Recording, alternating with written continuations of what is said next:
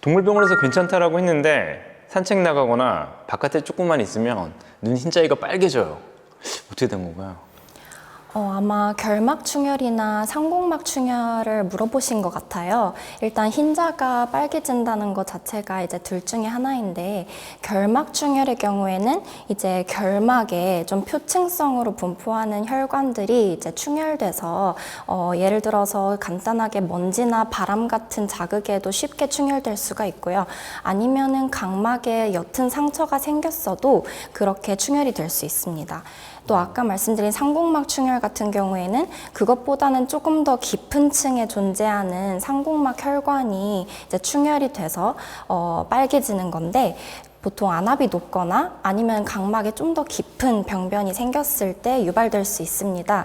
예를 들어서 산책을 하다가 조금 흥분하는 경우들도 있는데, 그 흥분할 때 안압이 또 높아질 수 있어서 그렇게 해서 조금 충혈이 되는 것처럼 보일 수도 있고요.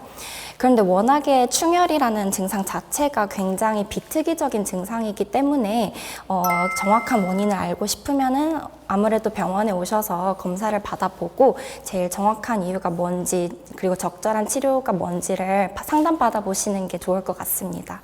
그럼 일반적으로 가장 흔한 원인은 아까 알러지성 결막염 이런 게 더 흔하긴 할 텐데, 그럼 그런 친구들은 요즘에 선글라스나 고글, 요즘에 산책하다 보면 선글라스 고글 낀 아이들 많이 보는데.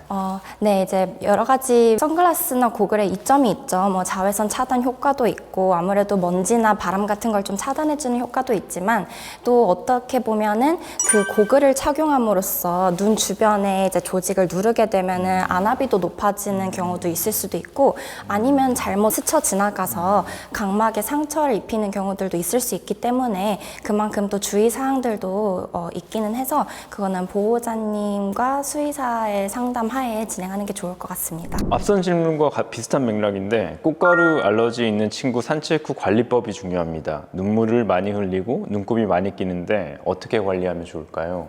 봄철에 특히 이제 이런 환절기에 강아지, 고양이들도 사람처럼 가끔 이제 피부나 눈 쪽에 알러지가 올라오는 경우들이 있습니다.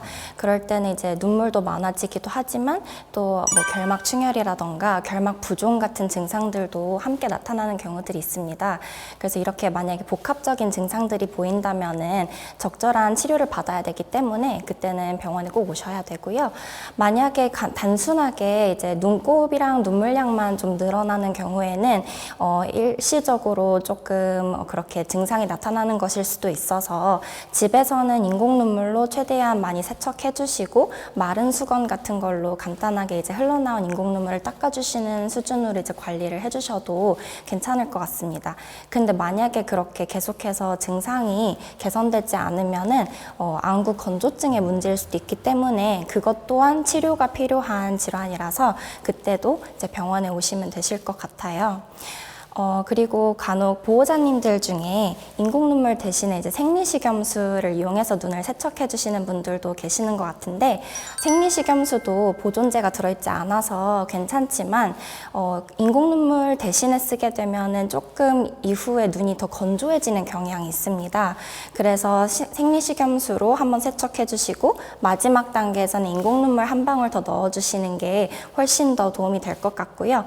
그리고 아무래도 조금 보존제가 들어있지 않는 만큼 유통기한이 그렇게 이제 보관 기간이 길지가 않아서 쉽게 오염될 수 있기 때문에 그것도 좀 주의해 주시면 좋을 것 같습니다. 인공 눈물로 관리해주면 눈 건강에 효과가 있는지 궁금해요.